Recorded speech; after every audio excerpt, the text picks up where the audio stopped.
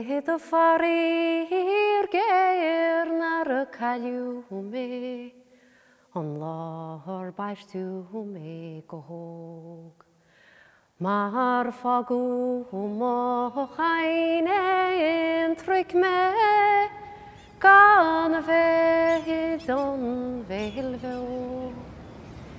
Níl droir am, sníl dro fwram, gws níl mo warin bew. Sta mwyad y bocht, la gwista. Os oran cwynta, oran bryd ni wale, y chom bryd ni wale, le bris cry yn ie trwy'r drorch i tam patchs miclo male, y bochyn gwn yn i'r fwr. Is oran a wil torir agus wil olas ag oran a chyn iawn ag on y marir ach ar ffod na tire. Mo fan och le mo chwyd dror o chwy fi chon dror ele le bryd Martin bliant fad o revision. I ceharach o bwylwg o'na, bahw trwrach o nir o wain, y mel o chwyslian sy'n tra wain, agos bahw'n fferal y bys o revision sy'n art gargamag yn roti cena.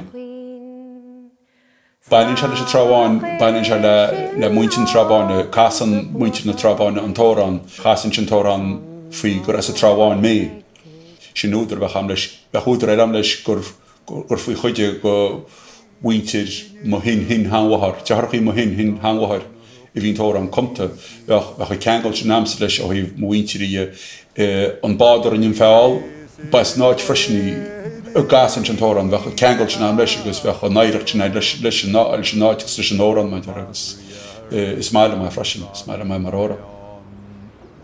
Sniwad men teqr cwrliaro. Dim yn ffilio gymryd conchen fi sy'n bali lehi agos chwod sy'n ffwr sy'n sgel o hal gyr baw cwydrar i'r melch o wair agos chom sy'n toran agos sta i'r reis rwynt brint agos fi sy'n byddai'r bygon i'n gang gydioch fwy rhytrod i mach agos gyda hyn cliawn ysdiach am naid fi'n cliawn i'n Thomas O'Callaghan fi agos fi'n mo hyn hanaher agos fi sy'n post ei jyffor na fe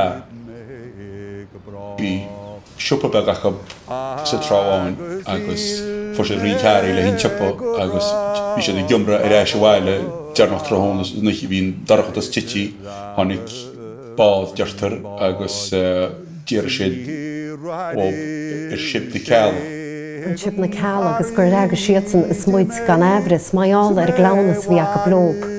Ni orna locht o oed wod ach yn bod ys gwylias cyn na cori agos na ffyr y wad. Idl mi ga mai ti mil farru gwydio cwch mi til Island.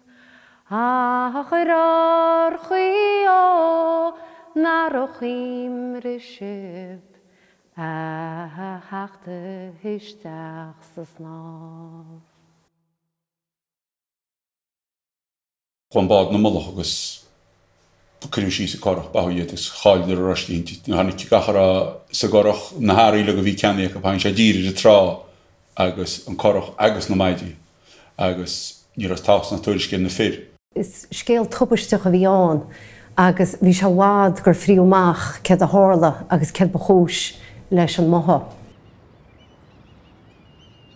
Is cosúil gur a bad mór gal an cún, gur a spáiteach ab gan na cala. Nis caitú cuimniú go ma cléhain iad na cala agus na máile. Is cosúil an waidin sin go neach a neheir Martin ó máile, nuair nach ran a firteach i bhile go neach se le cládach waidin sin, agus go dánig sé chupan tís gan na cora le cládach. Ní an bháin sin a tháinig an corach, an seol, na maidí, buidéil fórtar builíní agus an tábhar lug a bhí ceannaíachab, tháinig sé sin lug a dír ach níor fríú corp na bhar i riamh. Tá sé cupán na corí an bhí sé gur an táir dínta bhí sé diimi se leis bhhaile agus críbistí agus casú fer an bhhaile agus dúirt sé tá scéal mo chláán bhá cinnti agus chu se bhhail agus chu se copan bhecha go tíoscan na choirí me deara chu se faoin ráta sa teach agus níor ní se láma sa bhhaid sin amach. Bhí se bhád gur phríomach ce a hála gan na fir. Is cosúil gur fearóg tóca chóga bhí ar a mád agus gur bainú millaige gan an scéal aonseach go dúna go brach chun svete bu in éirin. Dimime na blianta in ar a chuin fearóg sin go America se tháinig scéal amach gur má bothad tubasteach bhí an. Ar bhealach chuáin tá ceangal mar míos chuig leis máile agus ag muintir a bhile leis, mar is beag duine ar a máile an lásin go dtíon látá nimhan nach chu gaol nó ceangal nó dábhacab leis na máile agus leis na ceala, agus bhíon dá gur an póstarsteach na chéile. Tá leagan nach chuí go nóir an chláirí freisin a rion bhéile de zéan sos le 16 nó 18 an sin, so hí ceangan ruí suntasaí faoi sin nach ar trámáin a tógiú éon cheangan na leagan nach chuí sin. Agus ní héana nach roise ag muint an trabáin ar a tháinig na bailithirí, ach ar chúisháinú ar chúiseile beidir go raibh ar cosantocht nó gailúnach faoin óran agus faoin scéal go méidir ná an neirit sin fónar a bheith á riont leis na bailithirí ag an nám. Má bhreandaí muid ar bhhailúchan na scoil in 1967 is trámáin, tógiú coppla cearú go nóran ach chuirtar nóta leis freisin go bhfuil se ag chola ghuine sa scoil.